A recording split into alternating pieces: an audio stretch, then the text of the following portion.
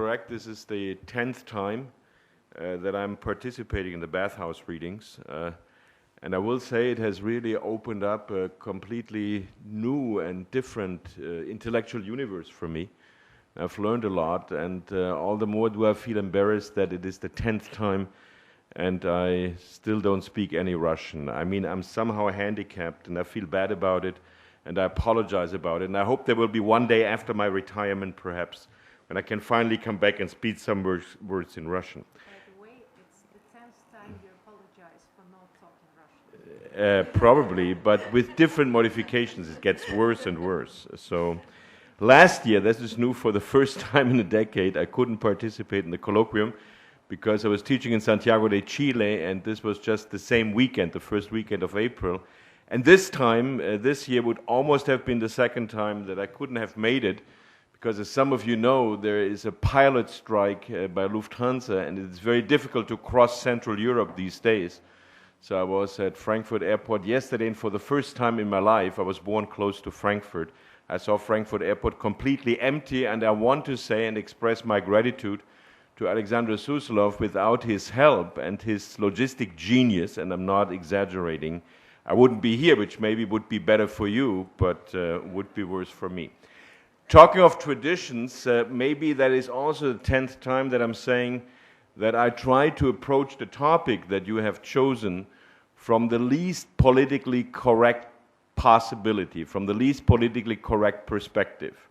Now, why am I doing that? Why am I so sold on the non-politically correct perspective on a topic? Not because I think that there is some inherent truth in being non-politically correct, but because I think that there is a merit to intellectual counterpoint.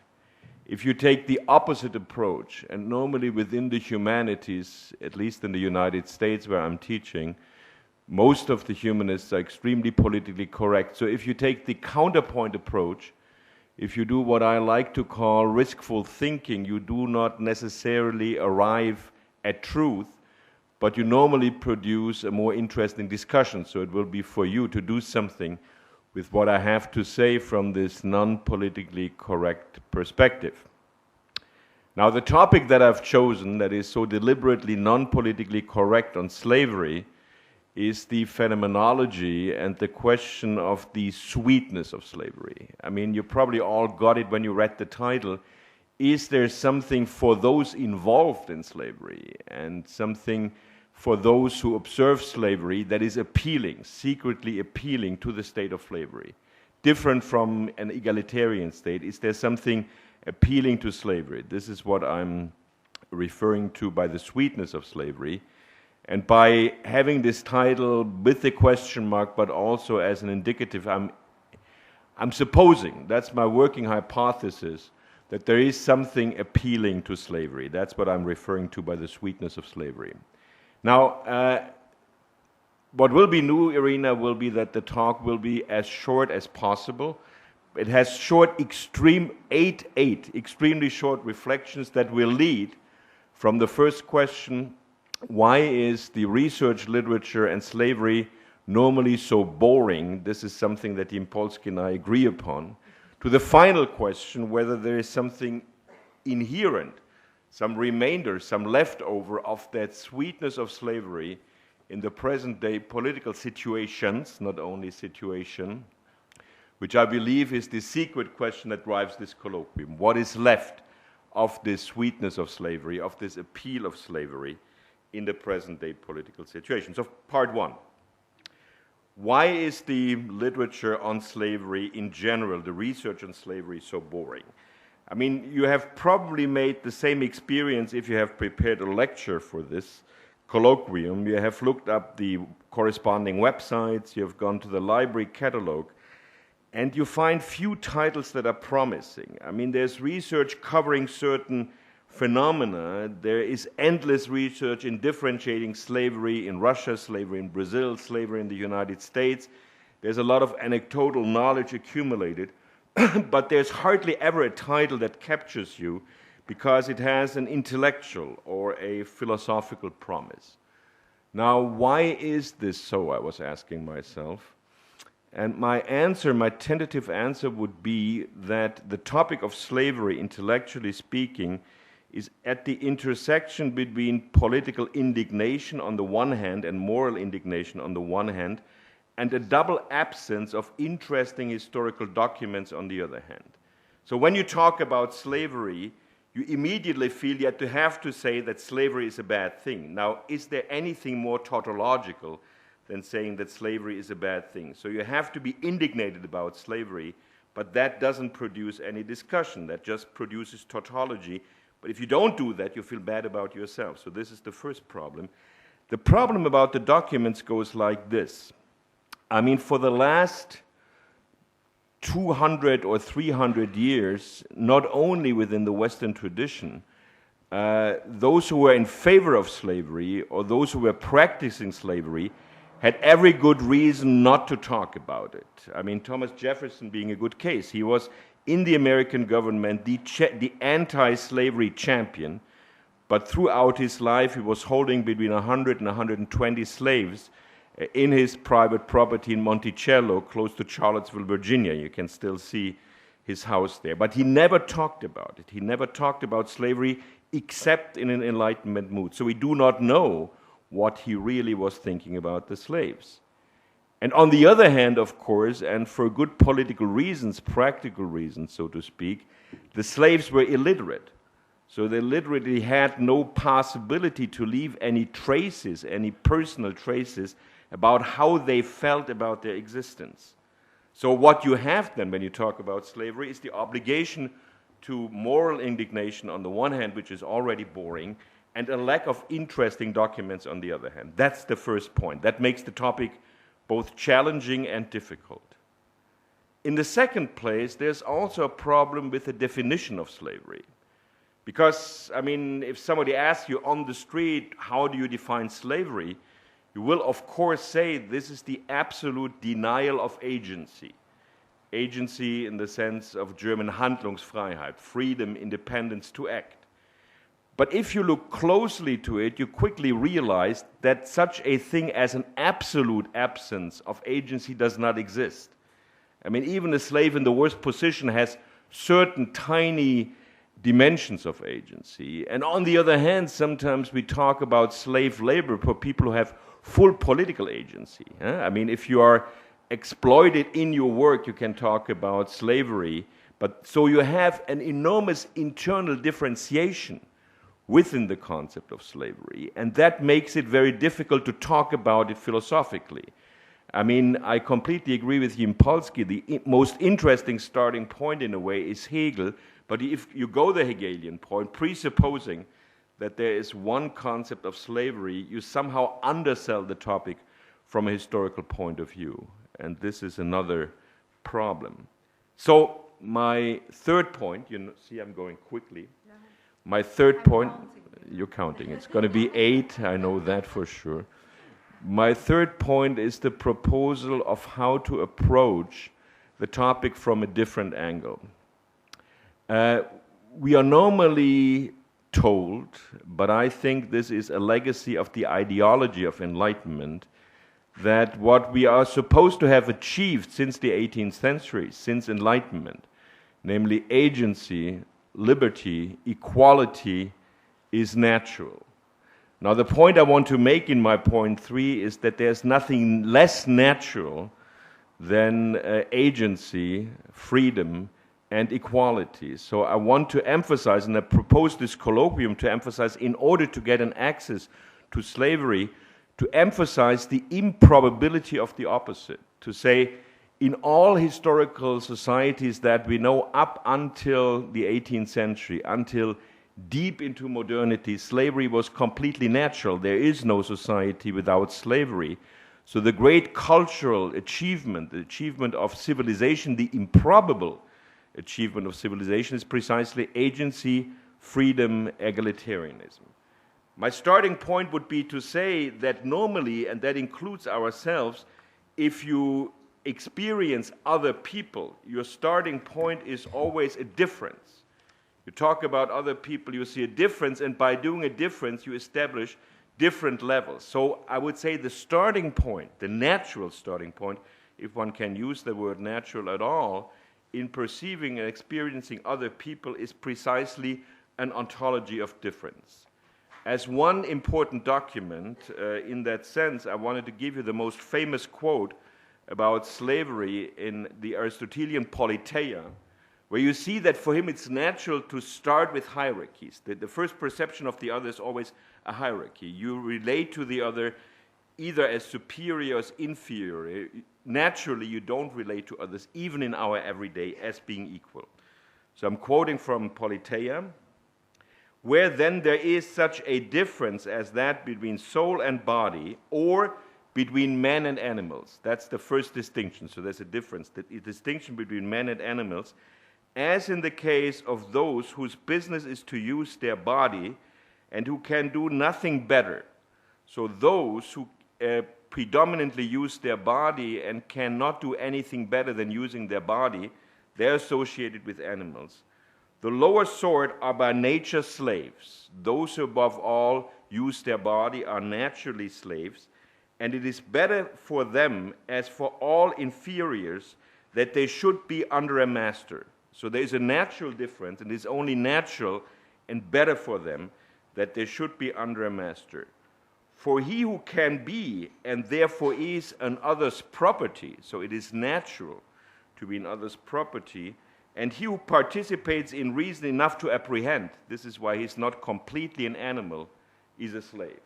So the first ontology here and the perception by Aristotle is a natural, as he would propose it, difference. And based on this natural difference, the natural thing is not equality, agency, or freedom. The natural thing is fiefdom. The natural thing is slavery. And then, interestingly enough, in the next sentence, Aristotle begins to have some doubt about this distinction. This distinction becomes frail. And I'll read you the next sentence just as a commentary. Nature would like to distinguish between the bodies of freemen and slaves. It would be the good natural thing that they would always have the appropriate bodies, making the one strong for servile labor, that would be the slave, the other upright, and although useless for such services, useful for political life in the arts both of war and peace.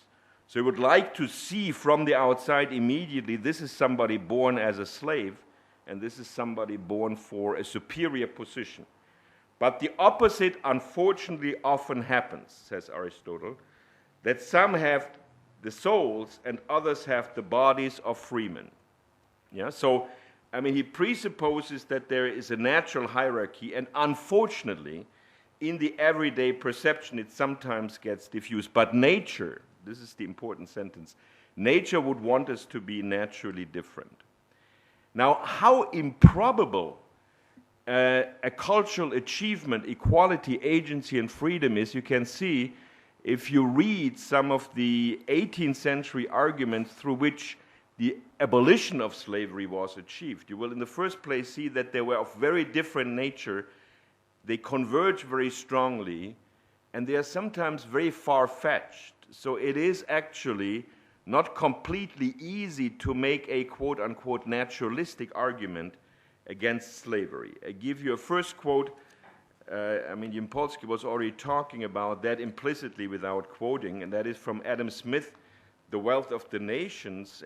Why is he arguing that slavery should be abandoned? Not because it is not natural, not because it is ethically bad, but because it is economically unproductive. So this is Adam Smith. The experience of all ages and nations, I believe, demonstrates that the work done by slaves, though it appears to cost only their maintenance, is in the end the dearest, meaning the most costly of any work. A person who can acquire no property can have no other interest but to eat as much and to labor as little as possible at all. Whatever work he does beyond what is sufficient to purchase his own maintenance can be squeezed out of him only by violence and not by any interest of his own. So you see, one very important argument of enlightenment against slavery is not moral or naturalistic at all. It is about property. It is about economic productivity. But if you look, for example, into the encyclopedia article on slavery by Denis Diderot, you find a completely different political argument, an interesting argument that I find completely far-fetched. It is not obvious at all, because Diderot argues, and he doesn't convince me, although in a way I agree with his tendency, that an individual is not qualified, is not capable to possess his or her own freedom. Yeah? I mean, it's a strange argument. Why would an individual not be able to possess his or her own freedom? He says only the state, the sovereign, can possess individual freedom. So this is an argument that is very successful in the 18th century, but if you think about it, I think it is not very inherently convincing. It had a great effect, and that's why we like this argument.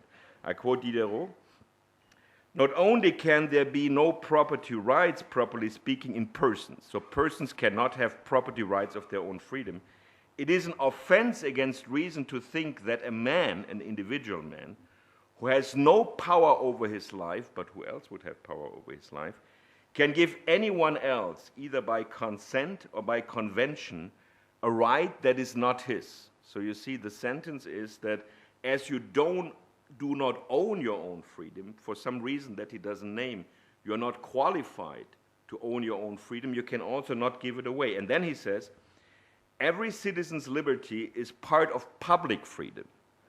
So ask yourself, would you like that, to say that your own freedom is owned by the state, is owned by the sovereign? This quality, in its collective condition, is even a part of sovereignty. If liberty has a price to the purchaser, it is beyond the price to the seller. So you see, this is a strange paradoxical situation. He makes an argument in favor of the impossibility of slavery. He makes an argument in favor of individual freedom by saying that we individuals are not capable of owning our own freedom. Only the state is capable of owning individual freedom. So the bottom line is, and I finish my third part, I think a certain historical awareness of how improbable it is that slavery was ever overcome against a natural tendency to perceive difference would be a good intellectually productive approach towards slavery. Now, fourth part, what do I really mean by the sweetness of slavery? I mean, part was already alluded to when I was quoting Aristotle. When Aristotle is saying, as there are natural differences, it is naturally better for the one who basically is good at serving with his body to be possessed by somebody. There's something positive in being possessed by somebody. But does this correspond to any personal experience? I would say yes, it does correspond to a personal experience. We are all used to it, but we don't associate it with the political situation. We are all used to it by the semantics of individual love, of ecstatic individual love. But because as soon as we talk about ecstatic individual love, and not only in romantic poetry, we talk about the wish to possess and to be possessed. To introduce a first into the bathhouse readings, I would quote you 4 lines of the most famous medieval German poetry of Minnesang, and it goes like this: Ich bin dien, du bist min, in meinem Herzen ist beschlossen, verloren ist das Lützelin, du musst nun immer drinne sehen. And it means, I am yours, you are mine, it is locked in my heart, the key is lost, so we always have to be there. So you see, the desire and the expression of the ecstatic form of individual love is total possession. You possess totally the person you love, but you also want to be totally possessed by the person you loved. And what do I mean by totally possessed? That the key is lost. There is no reversal to it. Now, you may, of course, say that the effect of potential slavery, because it would be a state of slavery, is neutralized by the mutuality. You possess your beloved one, and your beloved one possesses you. But I want to emphasize that in everyday language about love, there is a unilateral way of talking about that too. There is a desire of being completely possessed. There seems to be a sweetness of being completely possessed. I mean, João César isn't here yet, but it is interesting. The most frequent way of referring to your beloved in Brazilian Portuguese is to say o meu bem, my good. And that means two things in Brazilian Portuguese. It means my good, my wonderful, but it also means my possession. So you say to your beloved as a tender word, my possession, meaning that it is something sweet for your beloved to know that she is possessed by you. Or let's refer to this well-known French metaphor for the orgasm. It is so well-known that it is banal, but it is interesting for our case. You know that in French you can refer to the orgasm as la petite mort, the small death. And that means, of course, that the high point of an erotic experience is an experience that you give yourself so fully to the other person, so you are so fully absorbed by the other person that you no longer exist. So this being possessed has a specific sweetness to it that I would associate as a phenomenological dimension with the sweetness of slavery. Now, I'm not singing the praise of slavery here, of course, when I have to say that, but I do think there is something like the sweetness of slavery. Point 5. I think the best systematic way of finding out from a political point of view, from a philosophical point of view, and I have not elaborated this systematically, but I will at least give you an impression, the best way of finding that out would be precisely to focus on the improbability of the opposite of slavery, namely agency, freedom, and equality, and to ask ourselves what would be the price, what would be the burden of agency, freedom, equality, the burden that you do not have to pay if you are in the situation of being possessed, if you are in a situation of slavery. Let me give you 4 allusions. In the first place, if you are in a position of agency, if you are free, you constantly have to make decisions in cases where you cannot have an easy deductive or inductive argument. You arrive at a moment where you have to judge, where you have to make a judgment. And the fact that in the philosophical tradition, the concept of judgment is very often related to power.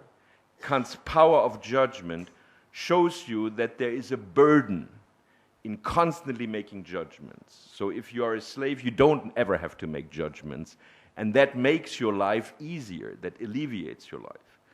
Secondly, in a situation of freedom and egalitarianism, you have to try to be equal to the others, and that means you have to compete with others.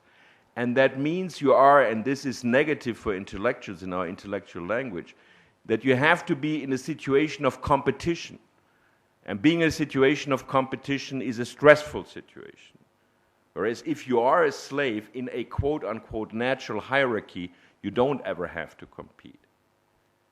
Thirdly, if you are in a situation of egalitarianism and agency, you're supposed to make your own living. You cannot expect that anybody else will maintain you. I mean, this is what Adam Smith is saying. A slave has a right to expect that he is being maintained. I mean, if you are in a situation of liberty, think of the early United States and the United States today. Nobody maintains you if you are not making your own effort. You have to earn your own living, which is a burden.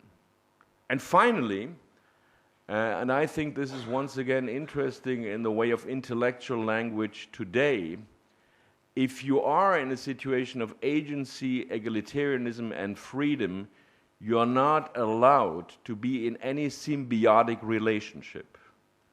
And I find it interesting that symbiotic relationship in psycholanguage today is the most undesirable type of relationship, but I do think that there is a sweetness to symbiotic relationships, that there is a sweetness to hierarchical relationships. But if you are free and in a situation of egalitarianism, you are not allowed to ever be part of such a symbiotic relationship. Now, points 6 and 7 will be two brief historical examples, counter-examples, because I'm not competent to talk about the Russian situation, with which I want to illustrate this side of the sweetness of slavery.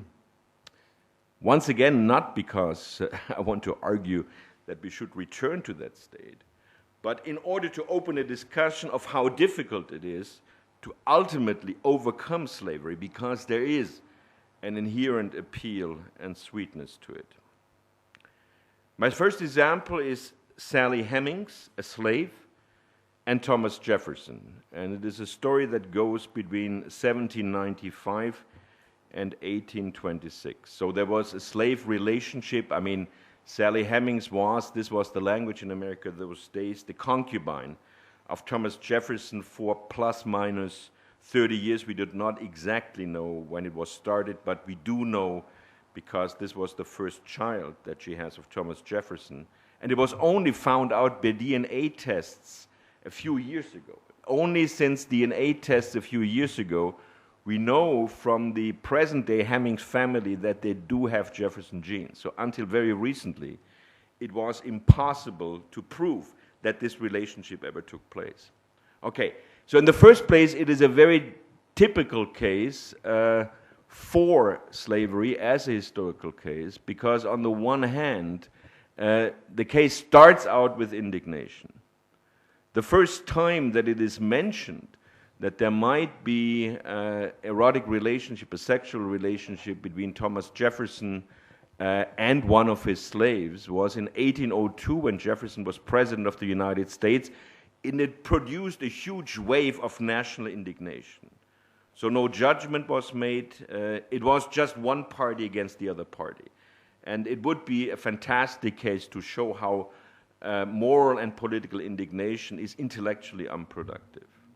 Secondly, the case, of course, is also typical because there is a total lack of documents. Yeah? On the one hand, Thomas Jefferson never mentions Sally Hemings except in his will, in his testament. I will come back to that. She is never mentioned in any of his notes. Even when in his economic notes he mentions other slaves, he does not mention her. And we can tell that the relationship must have started in the mid-1790s, because it was in the mid-1790s that he made some architectural changes to his house in Monticello so that his bedroom would become invisible from outside. So, I mean, not only are there no traces of Sally Hemings in whatever we have of Jefferson, Jefferson did everything to hide that relationship, and that, of course, is a completely typical relationship.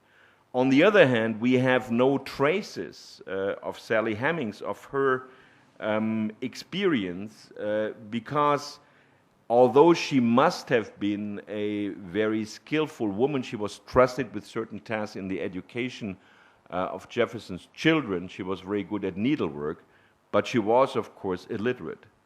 So we do not know anything about. Now, what was, I'm asking that question, the sweetness of this relationship for Thomas Jefferson?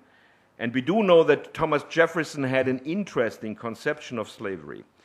In the notes on the state of Virginia, he critically talks about relationships between masters and slaves. That is precisely a non-amorphic relationship.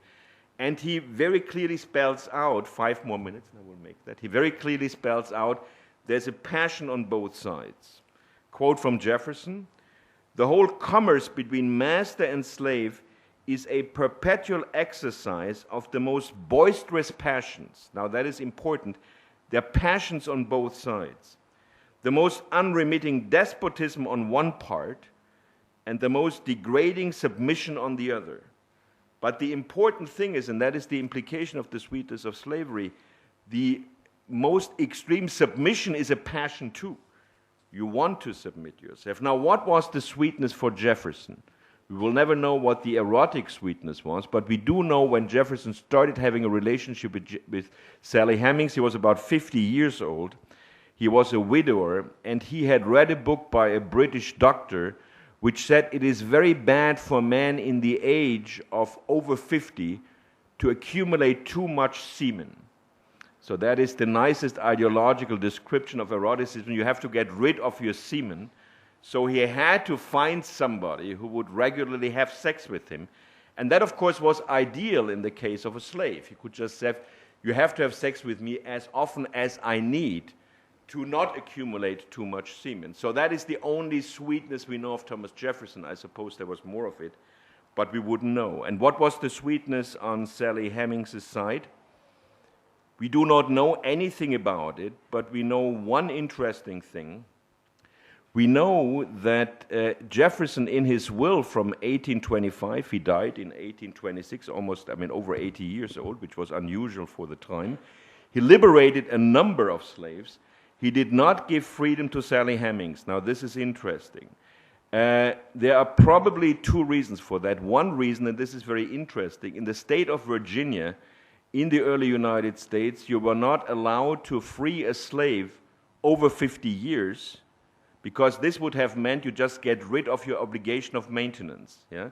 This was a law in favor of a slave. A slave over 50 years could no longer be freed, because if not, you could cynically free the slave, and then the slave was there without any possibility to earn his or her living. So she was not freed by him, but she was passed on as a property to his daughter Martha Jefferson. And Martha Jefferson must have freed her, because we do know she was then a free citizen in the early 1830s in Charlottesville, Virginia.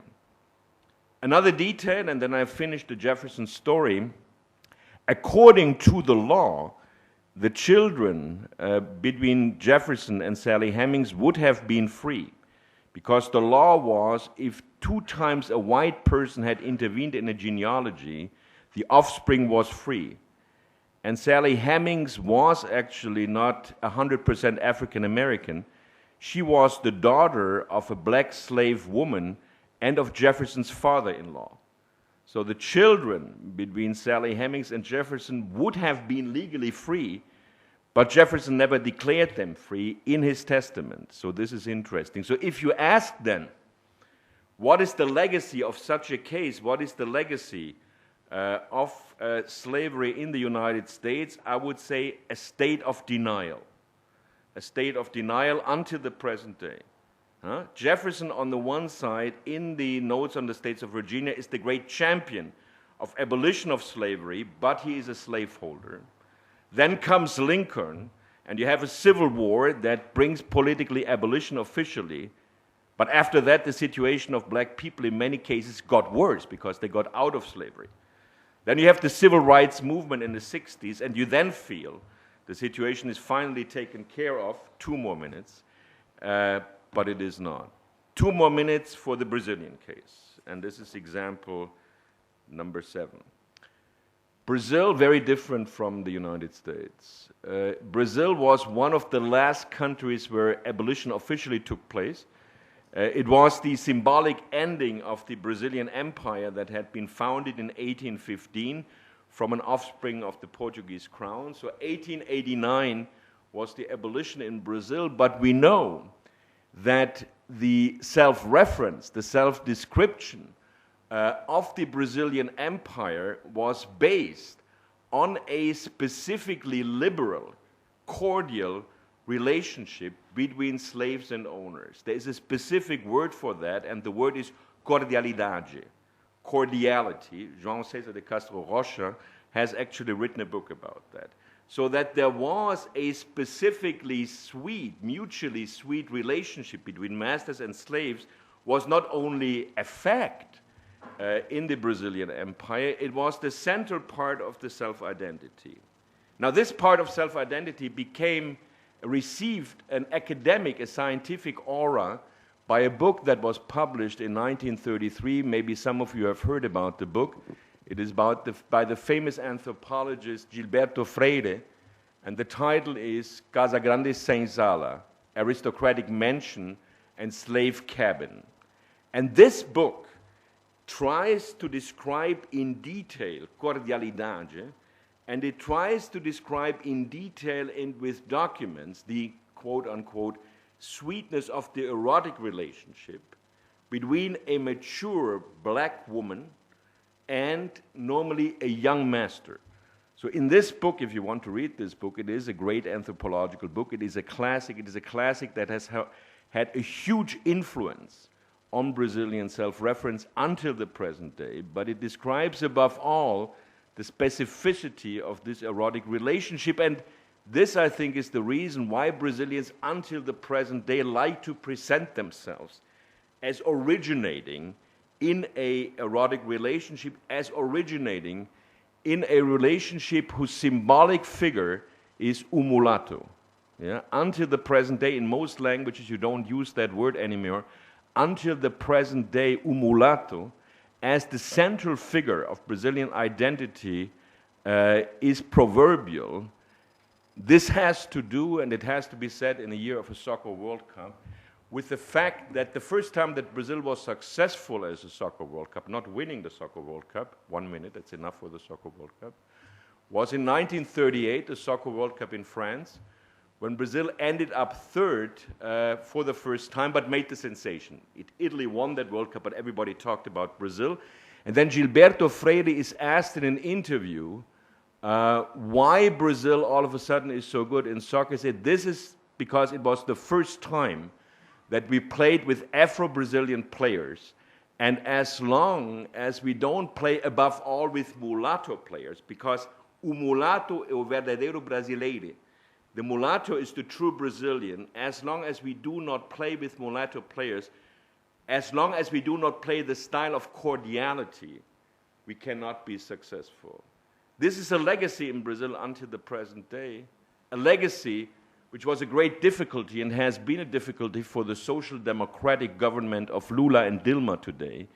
But this legacy, that cordiality, which is a slave relationship, a slave-master relationship, is at the center of Brazilian identity, has been a legacy until the present day.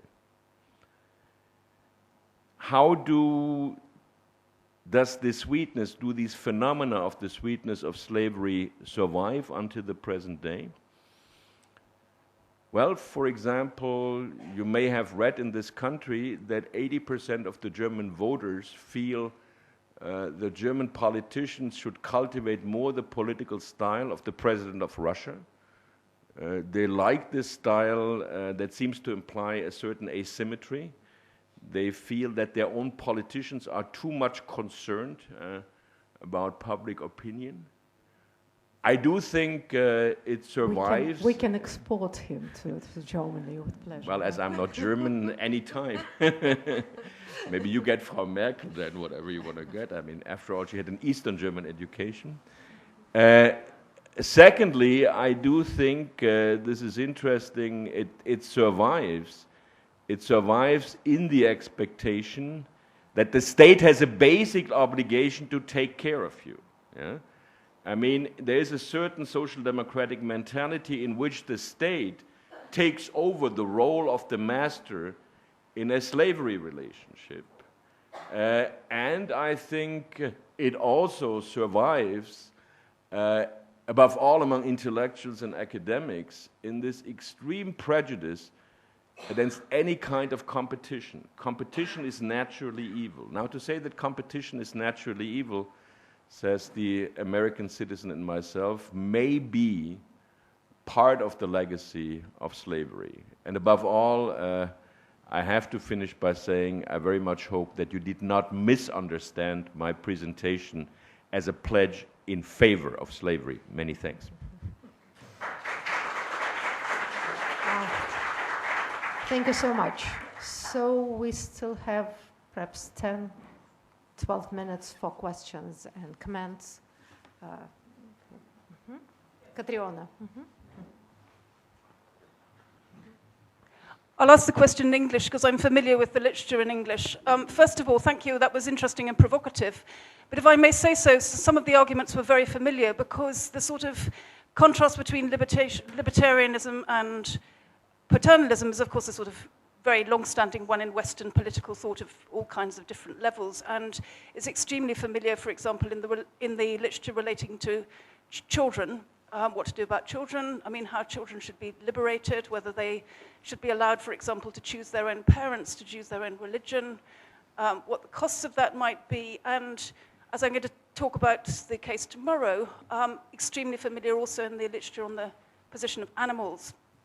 So there's a lot of literature around that kind of goes around exactly the points that you're making, although with not such instructive historical examples. And I wonder whether we need to think a bit harder to get outside the box, because your arguments against the sort of usual liberationist narratives were, as I say, familiar ones, the ones that are usually made against it. So we don't seem to have got a whole lot further with what you were saying, and I was just wondering whether you would like to sort of think of some more maybe in the discussion.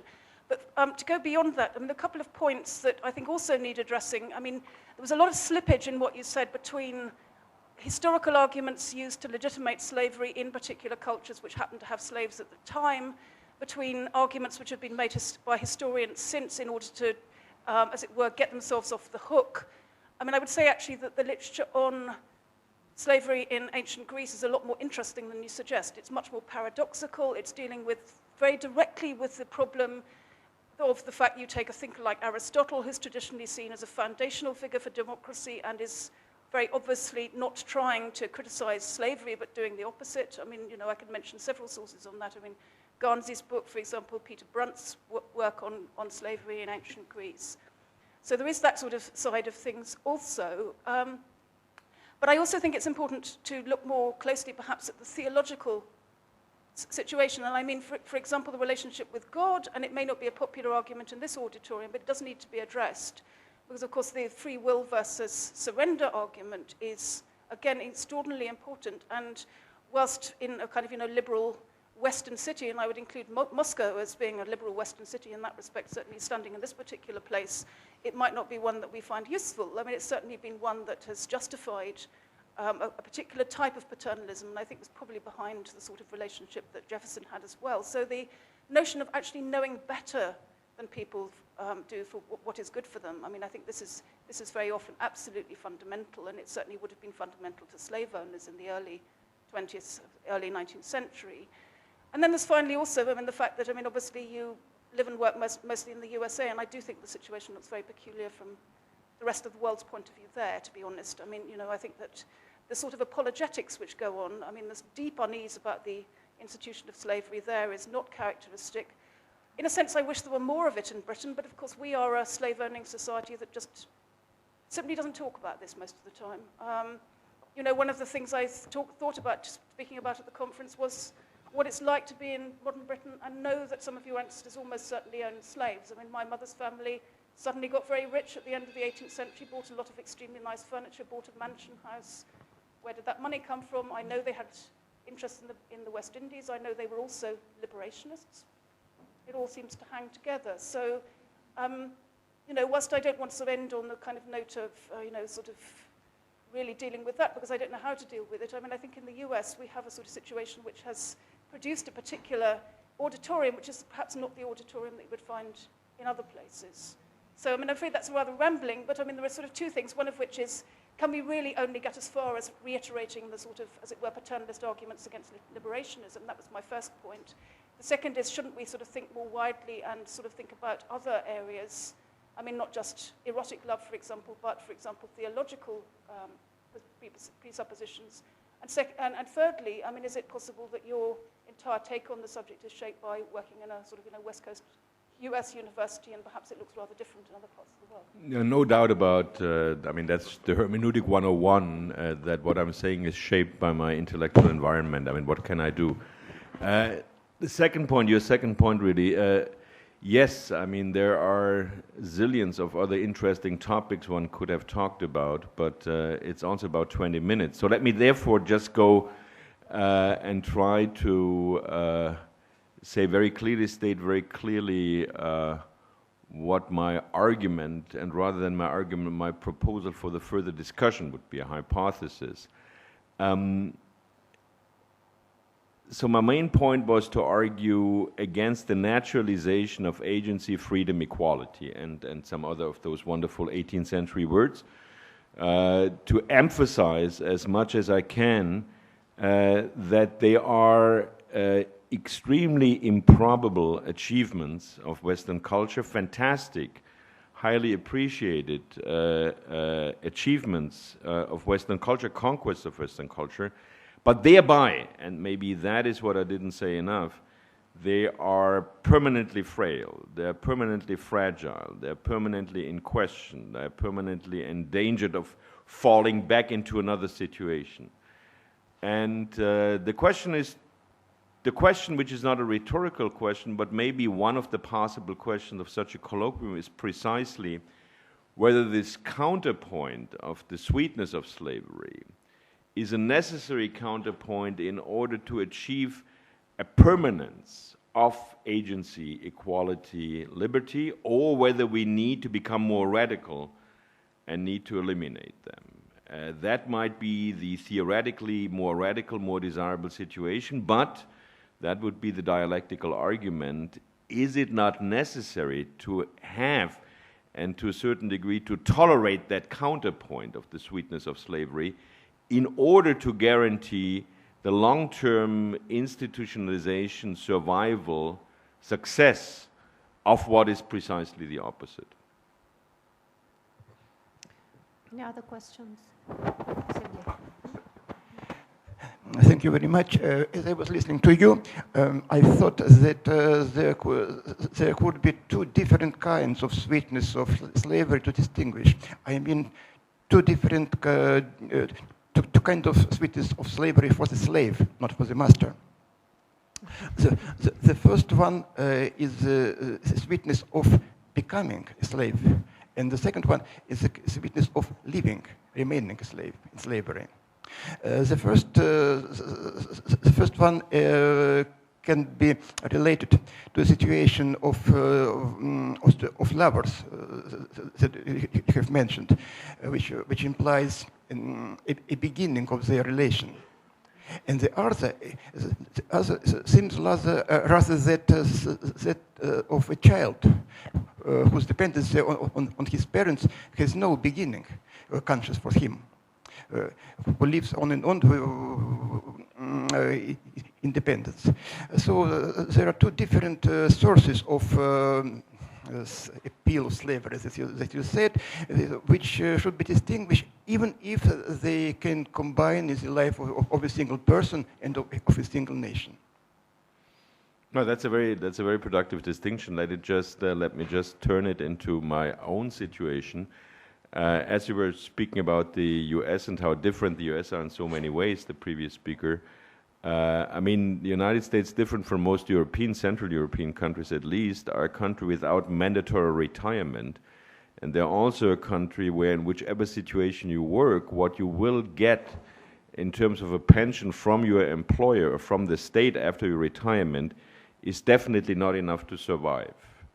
Meaning that for many Americans at the age of retirement, there is a desire of a permanence of the sweetness of slavery. Yeah? You would love a situation where you are no longer economically productive, but where some master, and that master is the state, capital S, would take care of you for a lifetime. I do think there's a moral right to that. I do think that's an interesting position, but it is basically, and this is what I find interesting about your distinction, it is basically a situation that is in contradiction with the radical claims of independence and agency. I mean, if you're consequent with a radical claim of agency, you cannot claim that anybody except, I would say, an account in which you have paid, that other people's taxpayer money take care of you in a moment where you become economically non-productive. Very American argument, but it is about argumentative consistence.